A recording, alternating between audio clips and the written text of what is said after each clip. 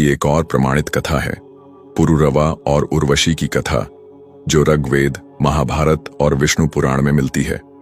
पुरुरवा और उर्वशी की कथा। पुरुरवा चंद्रवंश के महान राजा थे, जो चंद्रदेव के पुत्र बुध और इला के पुत्र थे। वे पराक्रमी, तेजस्वी और अत्यंत रूपवान थे।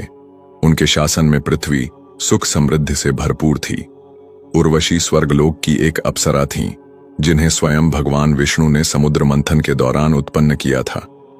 वे अत्यंत सुंदर थीं और उनकी सुंदरता पर देव, दानव, गंधर्व सभी मोहित हो जाते थे।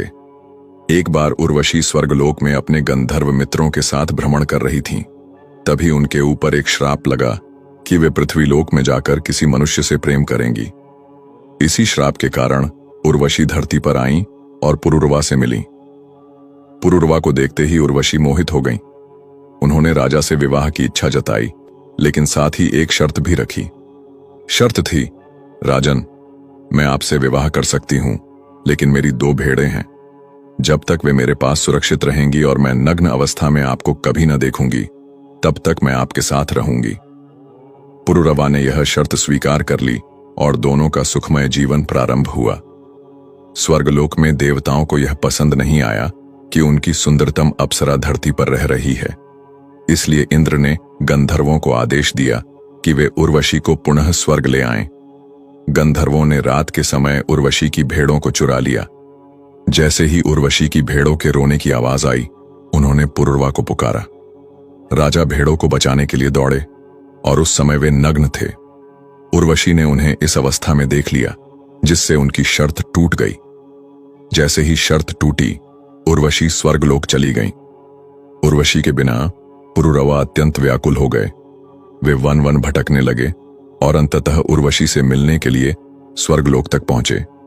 वहां गंधर्वों ने पुरुरवा को यज्ञ द्वारा अमृत प्राप्ति और देवताओं के समान बनने का ज्ञान दिया। उन्होंने उर्वशी से अंतिम बार भेंट की, जिससे उन्हें एक पुत्र आयु की प्राप्ति हुई। इस घटना के बाद पुरुरवा को संसार की असारता का बोध हुआ और वे वैराग्य धारण कर तपस्या में लीन हो गए। मित्रों, ये कथा बताती है कि प्रेम और वासना में बहुत सूक्ष्म अंतर होता है। पुरुरवा और उर्वशी का प्रेम वासना पर आधारित था, इसलिए वह स्थायी नहीं रहा। मोह और आसक्ति व्यक्ति को दुखी बनाते हैं, लेकिन जब ज्ञान और वैराग्य प्राप्त होता है, तब सच्ची शांति मिलती है। ययाति और देवयानी की तरह पुरुरवा भी भोग और विरह के अनुभवों से गुजरते हैं, जिससे अंततः उन्हें आत्मज्ञान प्राप्त होता है। यह कथा हमें यह समझने में मदद करती है कि सांसारिक सुख क्षणिक होते हैं और अंततः मोक्ष ही अंतिम लक्ष्य होता है। आशा करते हैं कि आपको कहानी पसंद आई होगी। अपनी राय अवश्य प्रकट करें। अगली कहानी के साथ फिर से मुलाकात होगी। तब तक के लिए आप अपना ख्याल रखें, हंसते रहे, मुस्कुराते रहे और औरों को भी खुशियां बांटते रहे।